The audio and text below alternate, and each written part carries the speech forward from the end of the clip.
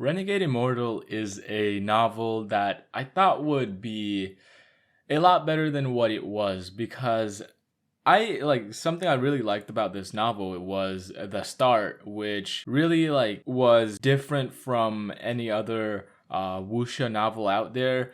The way that the author executes the beginning of the novel, it's just a way that I haven't seen before. Like perhaps maybe some other novels have done the same thing before, where I mean, I'm pretty sure most novels do this, where at the beginning of their story, they push the main character to the brink, to his lowest lows, so that he can be later built up in the novel while the readers are with him. And in doing so, the authors try to, by writing the story this way, they try to make it so that the readers feel more attached to the main character because they've literally been with the main character through his lowest of lows, and they're journeying with him in his journey to pretty much build themselves up. And the author of Renegade Immortal does this to a incredible degree where I haven't seen it executed as he's done it in this novel, where it's just so in detail. And it's like parents in general, they expect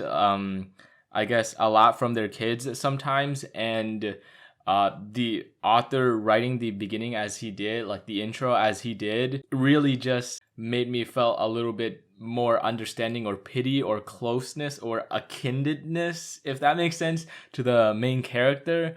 But from then on, I mean, the story really just kind of loses its tracks, and it just joins the crowd of all the other stereotypical wuxia light novels out there. And there's not really anything to take note of that's really astounding about this novel. The main character's love interest, she feels more like a victim of Stockholm syndrome than an actual love interest. If you don't agree with that, you can't disagree with the fact that the love interest is literally neglected until she's literally at her dying breaths, and that's when the main character only cares about her enough to visit her.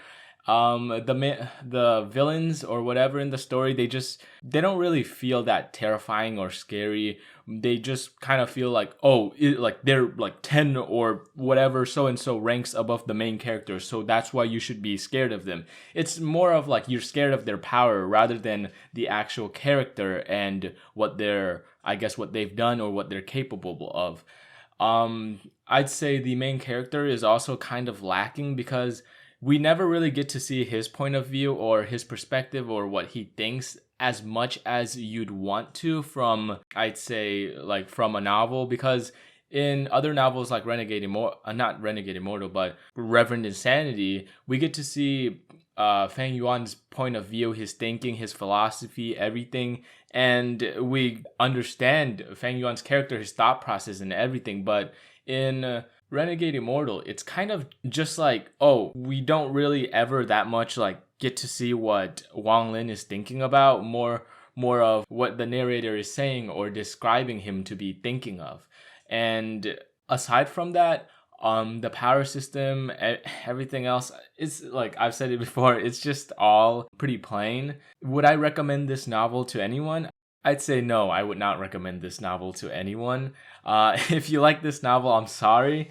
It's just that there's so much better light novels out there that you could be reading. And this novel is just, with the 2,000 chapters that there is, this novel really isn't worth the time that you might want to put into it. Maybe I'm wrong, because I've only read 400 chapters into the novel, and the plot, the main character, the world, it really just wasn't enough for me to feel, I guess, a need to see the story through, because I really didn't feel any connection or whatsoever with the story. And yeah, that's about it.